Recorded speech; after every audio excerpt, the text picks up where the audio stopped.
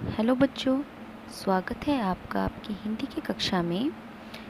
इसमें आज हम करेंगे कार्यपत्रक 2, जिसमें हम पाठ 2 लाख की चूड़ियाँ का अगला पाठ करेंगे। ये जो पाठ है लाख की चूड़ियाँ, यह पाठ एक बदलू नामक व्यक्ति के बारे में है जो लाख से चूड़ियाँ बनाने का कार्य करता है। यह लाख से चूड़ियाँ बनाकर वस्तु विनिमय प्रणाली के द्वारा बेचता है। तो बेटा, पिछली कक्षा में हमने आपको बताया था कि लाख क्या होता है। यह एक प्रकार का प्राकृतिक पदार्थ होता है जो हमें एक विशेष प्रकार के कीड़े से प्राप्त होता है, और यह हम पेड़ों से प्राप्त करते हैं, जिससे न केवल चूड़ियाँ बल्कि और भी अनेक पदार्थ या फिर सामान बनाए जाते हैं। तो पिछले कार्यपत्रक संख्या 1 में हमने पढ़ा कि बदलू गांव की चूड़ियाँ बनाने का काम करता है और वह लेखक को सुंदर लाख की गोलियाँ बनाकर देता था। बदलू नीम के पेड़ के नीचे बैठकर अपना काम करता था। वह भट्टी में लाख पिघलाया करता और लकड़ी की चौखट पर लाख के मुलायम होने पर उसे सलाख के समान पतला करके चूड़ी का आकार देता। बाद में वह उन पर रंग करता।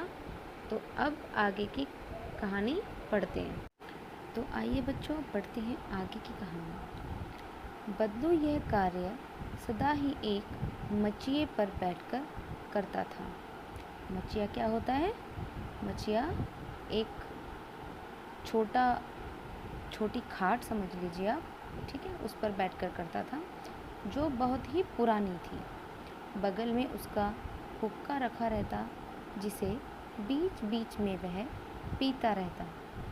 गांव में मेरा दोपहर का समय अधिकतर बदलू के पास बीतता।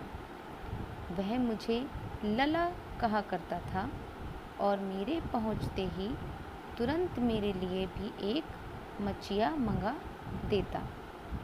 मैं घंटों बैठे बैठे उसे इस प्रकार चूड़ियाँ बनाते देखता रहता। लगभग रोज़ ही वह 4-6 जोड़े चूड़ियाँ बनाता। पूरा जोड़ा बना लेने के बाद वह उसे बेलन पर चढ़ाकर कुछ क्षण चुपचाप देखता रहता, मानो वह बेलन ना होकर किसी नववधू की कलाई हो।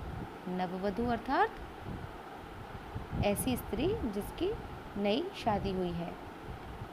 बदलू मनिहार था। मनिहार अर्थात जो चूड़ियाँ बनाने वाले होते हैं। चूड़ियाँ बनाना उसका पैतृक पेशा था। पैतृक यानी ऐसा कार्य जो पीढ़ी दर पीढ़ी पिता से उसके पुत्र को और उसके पुत्र से उसके पुत्र को प्राप्त होता है। आगे देखते हैं। और वास्तव में वह बहुत ही सुंदर चूड़ियाँ बनाता था। उसकी बनाई हुई चूड़ियों की खपत भी बहुत थी। खपत अर्थात मांग, यानी लोग ज़्यादा उसको खरीदना चाहते थे, या स्त्रियां जो हैं उसकी चूड़ियों को ही पहनना चाहती थी। उस गांव में तो सभी स्त्रियां उसकी बनाई हुई चूड़ियाँ पहनती थीं। आसपास के गांव के लोग भी उससे चूड़ियाँ ले जाते थे, परंतु कभी भी वह चूड़ियों को पैसों से बेचता न था। उसका अभी तक वस्तु विनिमय का तरीका था। वस्तु विनिमय मैंने आपको शुरुआत में बताया था क्या होता है। जब हम वस्तु के बदले कोई वस्तु लेते हैं और लोग अनाज के बदले उससे चूड़ियाँ ले जाते थे, अर्थात वो अनाज के बदले चूड़ियाँ देता था। बदलू स्वभाव से बहुत सीधा था।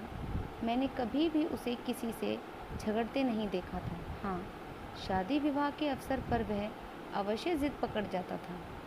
जीवन भर चाहे कोई उससे मुफ्त चूड़ियाँ ले जाए, परंतु विवाह के अवसर पर वह सारी कसर निकाल लेता था। आखिर सुहाग के जोड़े का महत्व ही और होता है। मुझे याद है, मेरे मामा के यहाँ किसी लड़की के विवाह पर ज़रा सी बात पर बिगड़ गया था और उसको मनाने में लोहे लग गए थे। विवाह में इसी जोड़े का मुख्य मूल्य इतना बढ़ जाता था कि उसकी घरवाली के सारे वस्त्र मिलते, ढेरों अनाज मिलता और उसको अपने लिए पगड़ी मिलती, और रुपये जो मिलते सो अलग। यदि संसार में बदलू को किसी बात से चिढ़ थी तो वह थी कांच की चूड़ियों से।